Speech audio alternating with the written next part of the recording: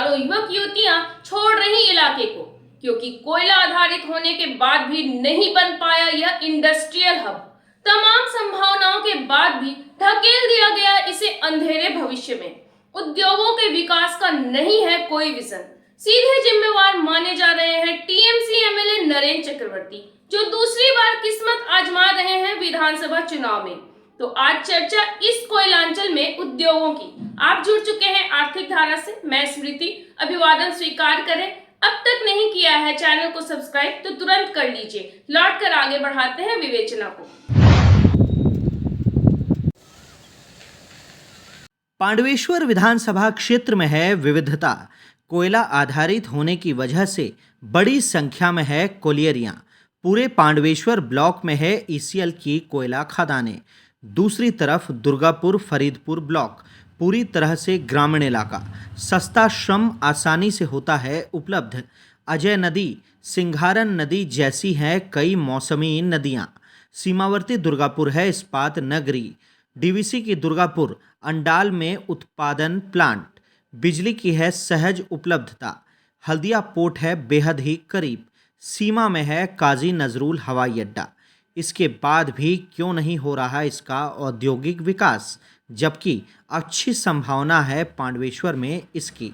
केंद्रीय बजट 2026 में east coast industrial corridor की हुई है घोषणा।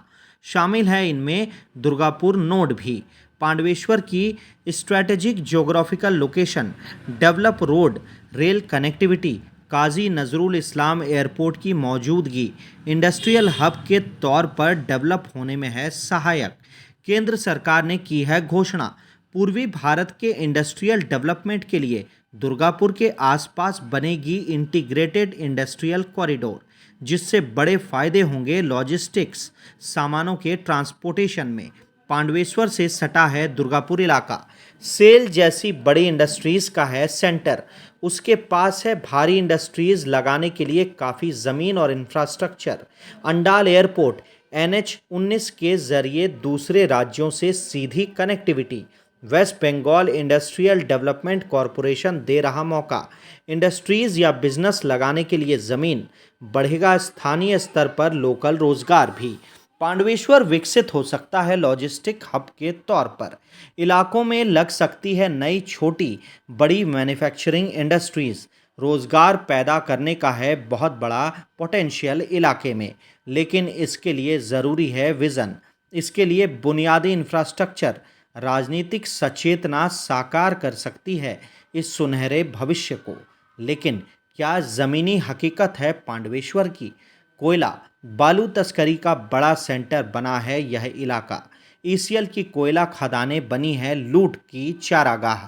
भ्रष्ट नेता, कोयला अधिकारी, पुलिस, तस्करों का है सिंडिकेट। चला रहा लूट का साम्राज्य। करोड़ों अरबों की संपत्ति आसानी से। एमएलए नरेंद्र चक्रवर्ती के स्तर से कभी नहीं उठती कोई भी आवाज़। गिनती के कारखाने लगे थे दुर्गापुर फरीदपुर ब्लॉक इलाके में। कोरोना के बाद से जो शुरू हुआ उनका बंद होना नहीं रुक रहा इसका सिलसिला। केबी स्पंज आयरन लिमिटेड भी है शामिल। कारखाना बन गया है खंडहर, लेकिन चिमनी से नहीं निकलता धुआं। हजारों रोजगारों का मिट गया अस्तित्व। देख लें इस कारखाने का दृश्य।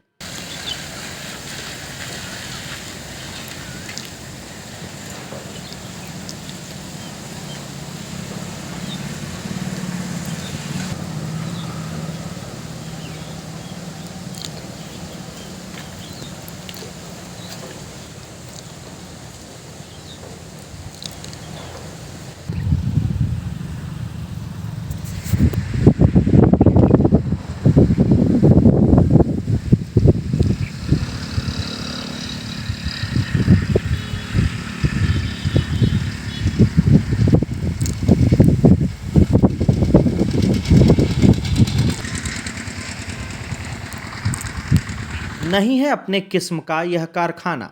सरपी इलाके के कारखानों का भी यही हाल है।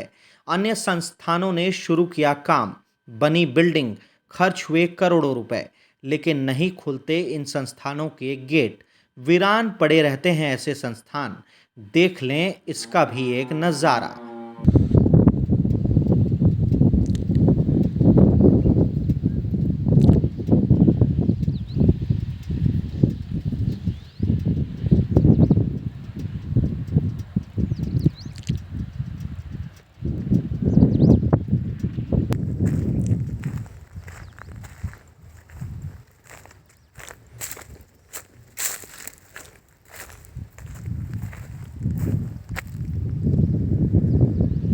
ग्रामीणों में है गहरी निराशा।